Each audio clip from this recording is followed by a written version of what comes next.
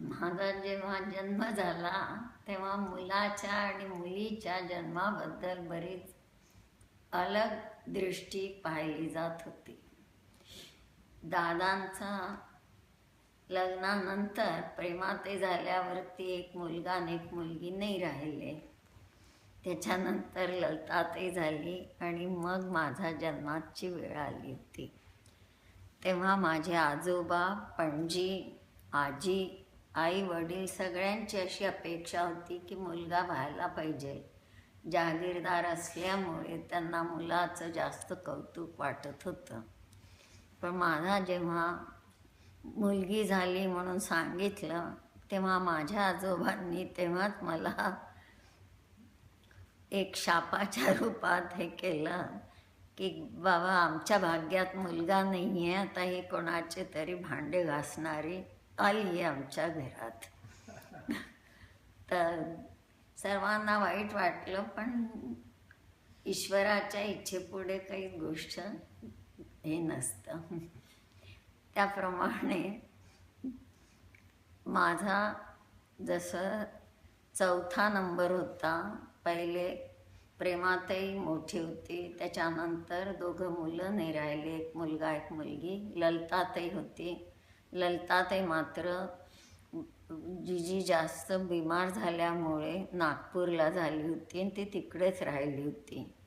त्याच्यानंतर मी झाले होते. तर कोणाला माझ्या जन्माबद्दल आनंद झाला नव्हता. माझी पणजी ताई म्हणून होत्या, त्यासुद्धा अपेक्षा करत होत्या की चला बाळाला जर मुलगा झाला तर मी पाहीन. पण त्यांची इच्छा झाली नव्हती पूर्ण.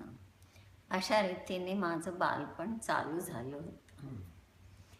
त्यानंतर घरामध्ये बरेच दिवसांनी म्हणजे प्रेमातही माझ्यामध्ये जवळजवळ 14 वर्षाचं अंतर होतं. तर मी लहान असल्यामुळे माझं तसं लाड म्हणा कौतुक म्हणा होत होतं. आणि मुलगी झाली तर काय झालं, दिसायला गोरी आहे, सुंदर आहे, तर तिचं भाग्य तिच्याबरोबर असं समजलं जात होतं.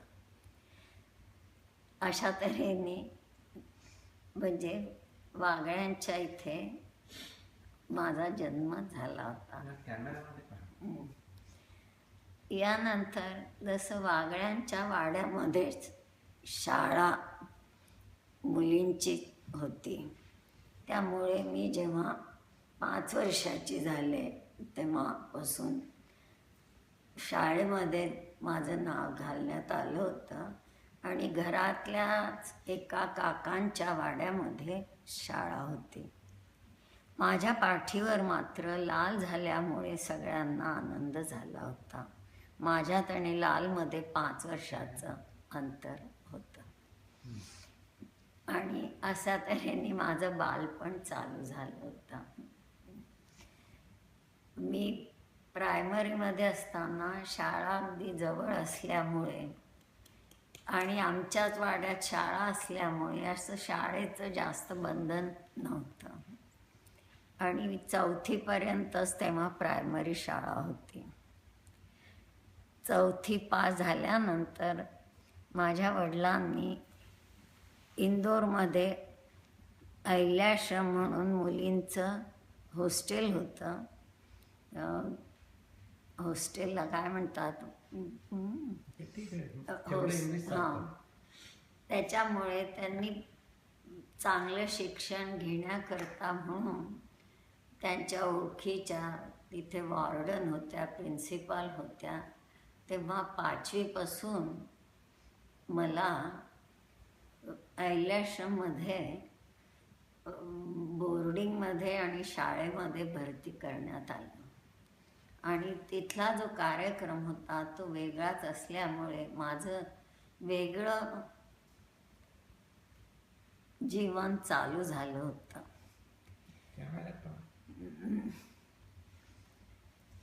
घरामध्ये सगळ्या सुखसोयी होत्या, लाड होत होते. मी जेव्हा बोर्डिंगमध्ये गेले तेव्हा बोर्डिंगच्या नियमाप्रमाणे सगळ्या नियमाप्रमाणे गोष्टी करण्याला हव्या असा माझ्या लक्षात आलं. तिथे प्रत्येक गोष्टीवरती म्हणजे हजेरी व्हायची आणि त्या हजेरीप्रमाणे त्यांनी सोपवलेल्या कार्यक्रमाप्रमाणे वागण्याची मला पण सवय लागत चालली. उठण्यापासून तर सगळा कार्यक्रम झोपण्यापर्यंतचा त्यांच्या याच्याप्रमाणे. फक्त शाळेच्या वेळेस चंद्रावती महिला विद्यालय म्हणून जे होतं तिथे बाकीच्या मुलींबरोबर सहवास घडत गेला. पण बोर्डिंगमध्ये मात्र मी लहान असल्यामुळे माझ्यावरती जे काही पहिलेपासून संस्कार होत गेले ते नियमानुसार वागण्याची मला पुष्कळ सवय झाली होती. उठल्याबरोबर हाजरी, बिस्तर आपला लावायचा, चहाच्या वेळेला चहाच्या रूममध्ये दूध घेण्यासाठी पोचायचं, पाळ्या लागायच्या सगळ्या गोष्टीच्या. त्याप्रमाणे माझ्यासुद्धा लहानपणापासून जसं ताटवाटीची पाळी, तर तुमचं ब्रेड वाटायची पाळी, तर असे वाढायची पाळी, उठण्याबरोबर हजेरी द्यावी लागायची की आम्ही उठलो आहे वेळेवरती म्हणून. खोलीमध्ये सगळ्यांच्या बरोबर राहण्याचं एक अनुभव, अशा रीतीने माझं तिथलं नियमित आयुष्य चालू झालं होतं. परंतु मी सुरुवातीपासून सवय जी लावत गेली की सगळ्यांचं ऐकायचं आणि त्याप्रमाणे वागायचं. कोणाकडून म्हणजे कंप्लेंट माझ्या वडिलांपर्यंत पोचायची मी इच्छा ठेवत नव्हती. त्याच्यामुळे बोर्डिंगचा जो काही कार्यक्रम होता त्या कार्यक्रमाप्रमाणे मला वागण्याची हळूहळू सवय होत गेली. शाळेचा अभ्यास शाळेच्या वेळेवर, सायलेंट टाईम म्हणून अभ्यासाची एक संध्याकाळी पिरियड लागायचा, तेव्हा जसा अभ्यास करायचा. बाकीच्या वेळेला आंघोळीच्या वेळेस आंघोळ, ताटवाटीची पाळी लागायची मी लहान असल्यामुळे, तर ते काम करण्यापासून मी सुरुवात केली होती. मग काय तर खोली झाडायची, पाणी भरायचं खोलीचं, झालं शेताची पाळी, तमक्याची पाळी, असं करत करत माझं म्हणजे आयुष्य चालू झालं.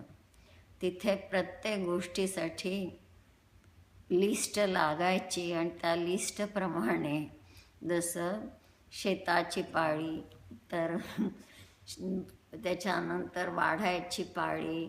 सांगितलं त्या प्रिन्सिपलबद्दल सांग. हां, तर वॉर्डन ज्या होत्या त्या मात्र मावशी म्हणून म्हटल्या जात होत्या आणि मावशींचं आणि दादांचं पुष्कळ चांगले असे घरौ संबंध होते. त्यामुळे माझ्यावरती कमी जसं हे पडत गेलं की कोणत्या गोष्टीबद्दल रागवायचं किंवा काही ह्याचा प्रसंग नाही आला. आणि माझ्यामध्ये ते वळण लागत गेलं की मी कधी कोणाचं म्हणजे मावशींचं न ऐकण्याबद्दल काम केलं नाही. ते जसं सांगतील, ते जसं पाळी लावतील त्याप्रमाणे मी करत गेली. मी खूप लहान असताना म्हणजे चौथीमध्ये जवळजवळ 9-10 वर्षाची मी होती तेव्हापासून मी बोर्डिंगमध्ये राहत आले होते.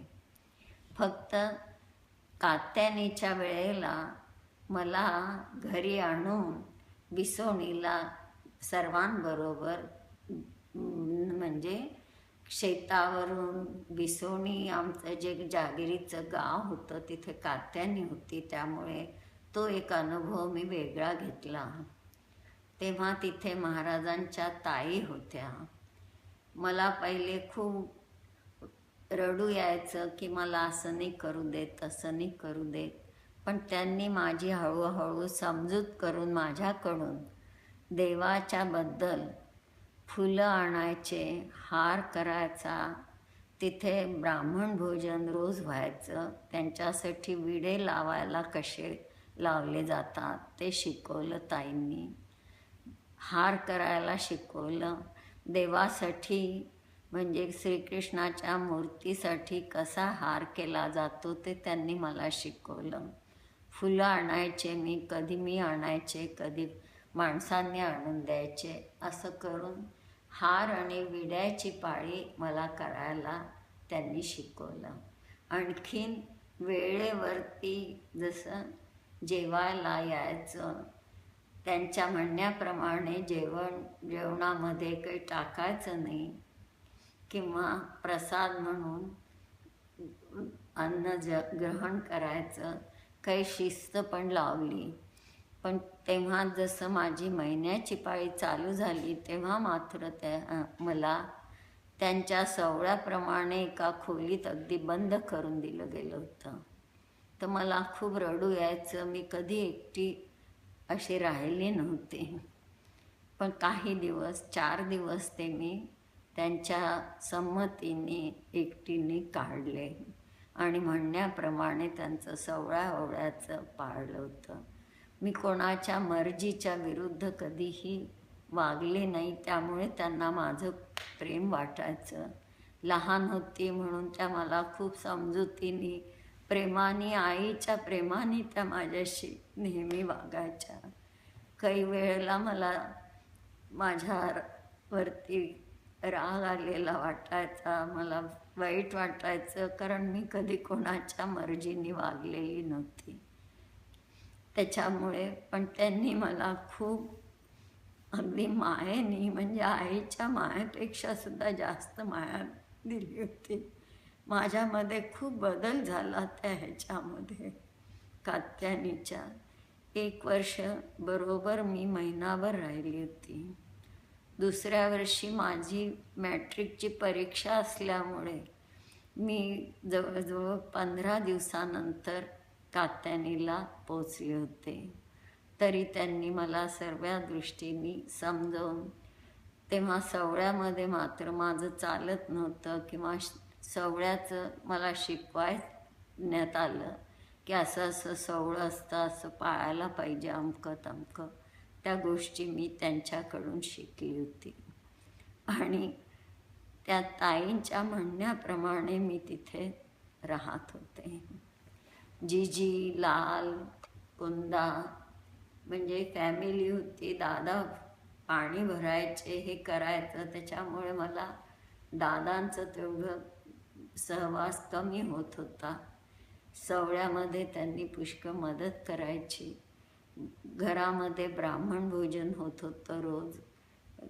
पुष्कळ लोकांचं येणं जाणं, पाण्याचं हे काम दादा करत होते. ते पाहून मला सुद्धा असं वाटलं, बापरे दादा एवढं जसं सगळ्यांसाठी करतात ते तर मला सुद्धा त्यांच्या म्हणण्याप्रमाणे वागायला पाहिजे. अशा ह्याच्यात दुसऱ्या वर्षी लालची आणि एक जोशी म्हणून त्यांचे शिष्य आलेले होते. ते पण म्हणजे जागीरदार किंवा मालगुजार असे होते. त्यांच्या मुलाचा आणि लालचं मुंजीचा कार्यक्रम झाला होता. तेव्हा मी करवली म्हणून त्यांनी जसं जसं सांगत गेले त्याप्रमाणे वागले होते. भजन व्हायचं. भजनामध्ये सुद्धा मग मला इंटरेस्ट येऊ लागला. ऐकावंसं वाटायचं. मी जागायची.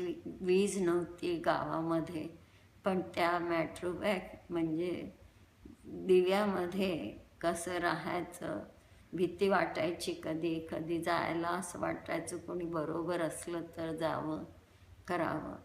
पण सगळ्या गोष्टी मी महिनाभर तिथे राहिलो आम्ही.